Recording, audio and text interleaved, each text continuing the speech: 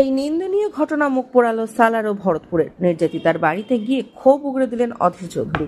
সালার কাণ্ডে এবার মুখ খুললেন কংগ্রেস নেতা অধীর চৌধুরী। আজ নির্যাতিত নাবালিকার বাড়িতে গিয়ে পরিবারের সঙ্গে সাক্ষাৎ করেন তিনি। সাক্ষাতের পর সাংবাদিকদের প্রশ্নের উত্তরে ক্ষোভে ফেটে পড়েন মুর্শিদাবাদের এই সাংসদ। অধীর চৌধুরী বলেন, এই নিন্দনীয় ঘটনা মুখ পোড়ালো ও শুধু অধীর চৌধুরী বলেন, এই নিন্দনীয় ঘটনা মুখ পোড়ালো শুধু সালারের নয়, ভরতপুরেরও।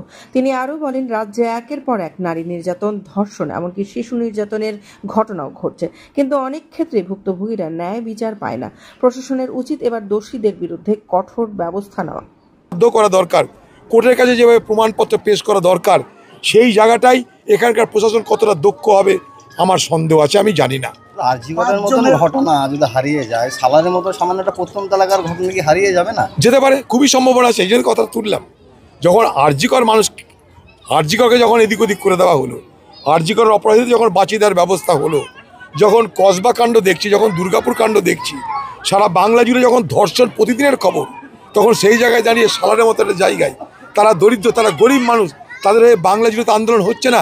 আমি কদিন আগে বীরভূম গেছিলাম, সেখানে একটা স্কুলের বাচ্চা মেয়েকে 10 ক্লাসের একটা ছাত্রীকে, সে আদিবাসী ছাত্রী, তাকে ধর্ষণ করে মেরে দিয়ে তার দেহটাকে কয়েক টুকরো করে ফেলে দিল। তার বাড়ির লোক টুকরো টুকরো দেহ নিয়ে তার সৎকার করেছে, অথচ কোথাও কোনো সাজা নাই, দৃষ্টান্তমূলক সাজা আমরা দেখছি না। দিল্লিতে অভয়াকাণ্ড ঘটেছিল, যারা অপরাধী, যারা ধর্ষণকারী, প্রত্যেকের ফাঁসি হয়েছিল।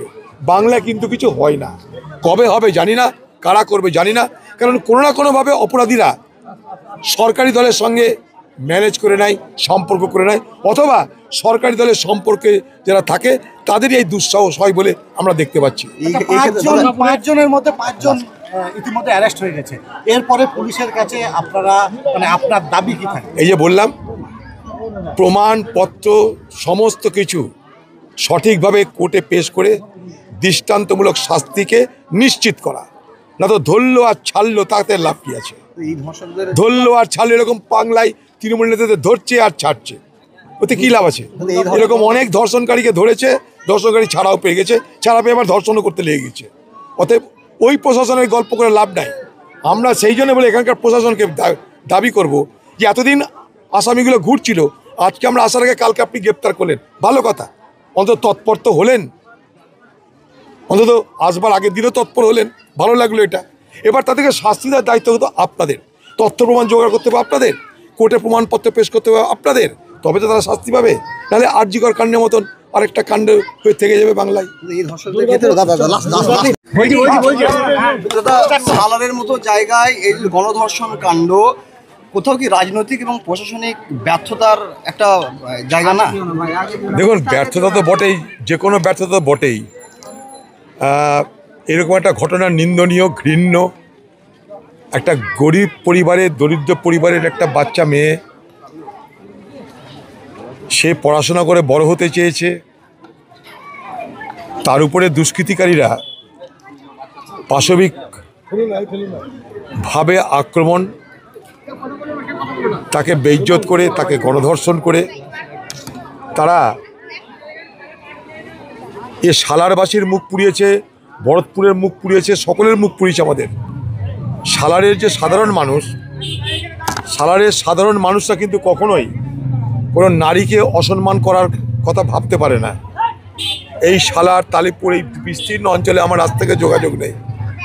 এখানে হয়তো কখনো মারামারি আছে, অনেক কিছু আছে, ঝগড়া আছে, মারামারি আছে, আক্রোশ আছে, কিন্তু কখনো নারীদের উপরে কোনো অত্যাচার হতে আমরা দেখিনি। মানে আমি আমার অভিজ্ঞতার কথা বলছি।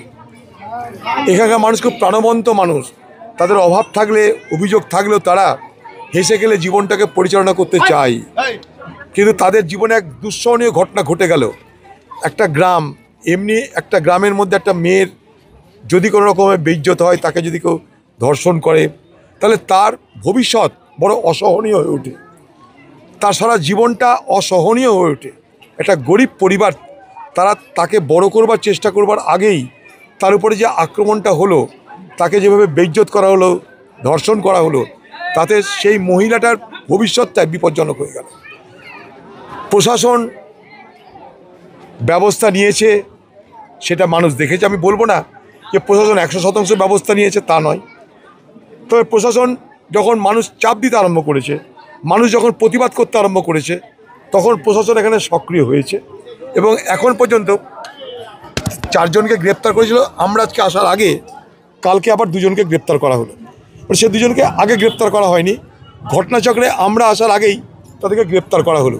এখানকার প্রশাসন মনে যদি করে তাহলে সমস্ত অপরাধীকে দৃষ্টান্তমূলক শাস্তি দিতে পারে এবং আমি মনে করি এই দৃষ্টান্তমূলক শাস্তি এই জন্যই দেওয়া দরকার, কারণ নাহলে সমাজকে রক্ষা করার সমস্যা বেড়ে যাবে।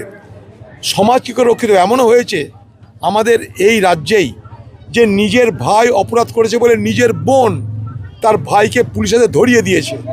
এমনও আমাদের রাজ্যে ঘটনা আছে যে নিজের ভাই অপরাধ করেছে, নিজের বোন তাকে বলেছে তুমি গ্রেপ্তার হও কারণ তুমি নাইনসাফি করেছো।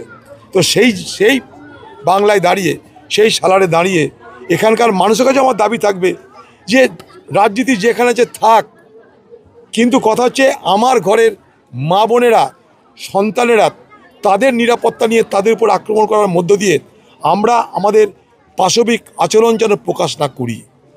এটা নিশ্চয়ই আমি দাবি করব।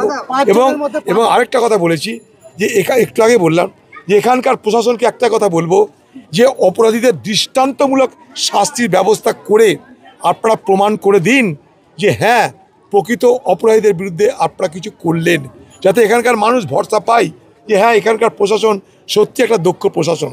আমি শুধুমাত্র প্রশাসনের এখানে দোষ চাপিয়ে আমি সব কিছু বলতে চাইছি না, কিন্তু প্রশাসন বলে তো বাংলায় কিছু নেই।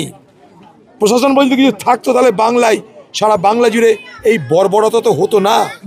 এই বাংলায় অপরাধীরা বেঁচে যায়, ধর্ষণকারীরা বেঁচে যায়, কারণ তাদের কোনো না কোনোভাবে রাজনৈতিক যে যোগাযোগ, সরকারি দলের রাজনৈতিক যোগাযোগের কারণে অপরাধীরা বারবার বেঁচে যায়।